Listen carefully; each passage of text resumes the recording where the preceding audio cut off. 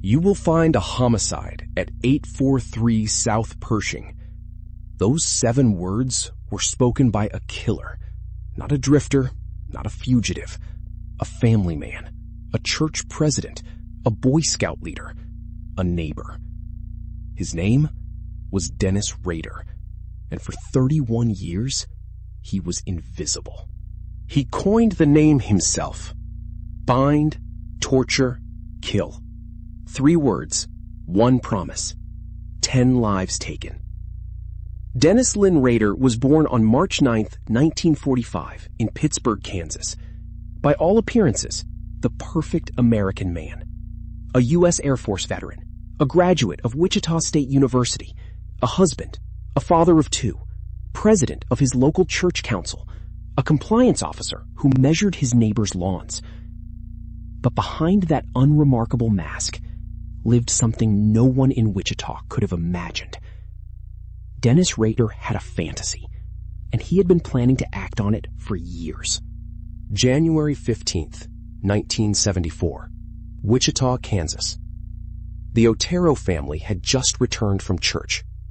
Joseph, Julie, their children Josephine, age 11, and Joseph Jr., just 9 years old. What they didn't know was that someone had already been inside their home. Dennis Rader had cut the phone line. He had been waiting. In less than an hour, all 4 were dead, bound, strangled. The 3 older Otero children came home from school that afternoon. They found their family. Police were baffled. There were no witnesses, no murder weapon, no suspect. But the killer had left something behind: his DNA and his hunger for attention. October 1974, an editor at the Wichita Eagle received a phone call, anonymous. Go to the Wichita Public Library. Look inside a specific book. Inside was a letter, detailed, containing facts only the killer could know. It ended with a self-given nickname, BTK. The city of Wichita now had a name for its nightmare, and BTK had a stage. He continued to strike. On April 4th, 1974, Catherine Bright was killed. Her brother, who was also attacked, somehow survived. He would later describe the attacker's eyes as psychotic. In 1977, BTK struck again. March, Shirley Vian, a mother of 3, strangled. He locked her children in the bathroom first. December, Nancy Fox, strangled in her home.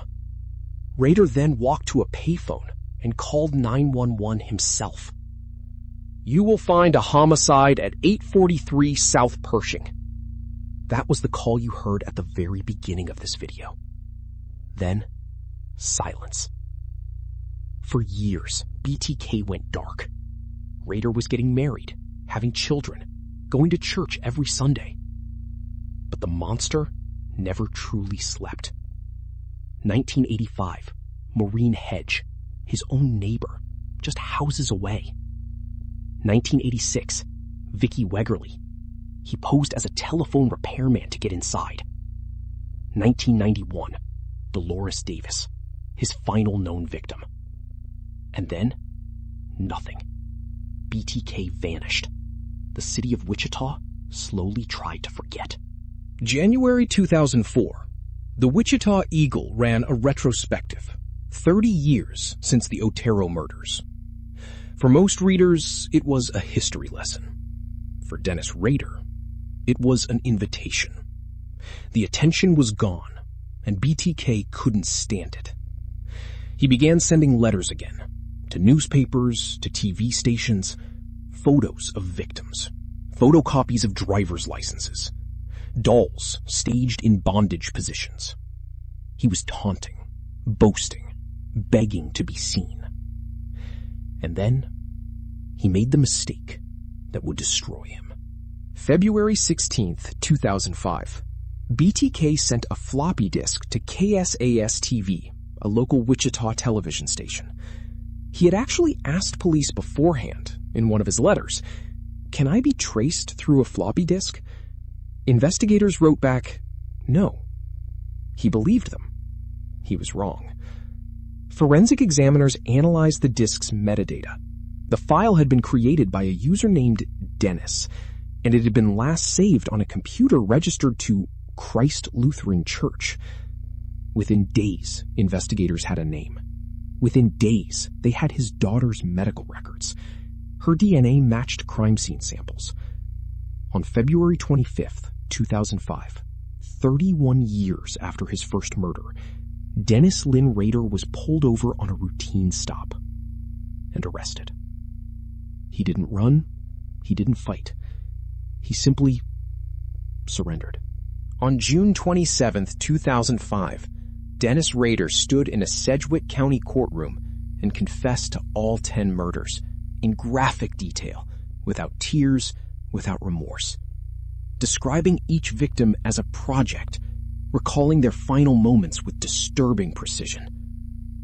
On August 18th, 2005, Dennis Rader was sentenced to 10 consecutive life terms, a minimum of 175 years.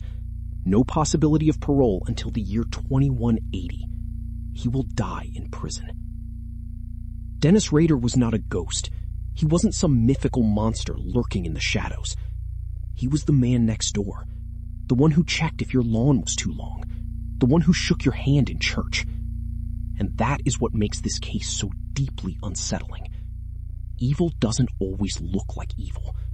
Sometimes it looks exactly like us. 10 people lost their lives to BTK.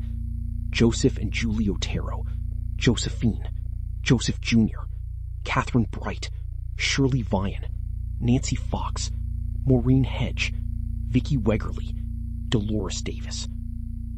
Remember their names. This has been Crime Unmasked. If this episode affected you, share it, subscribe, leave a comment, and remember, the truth always comes out.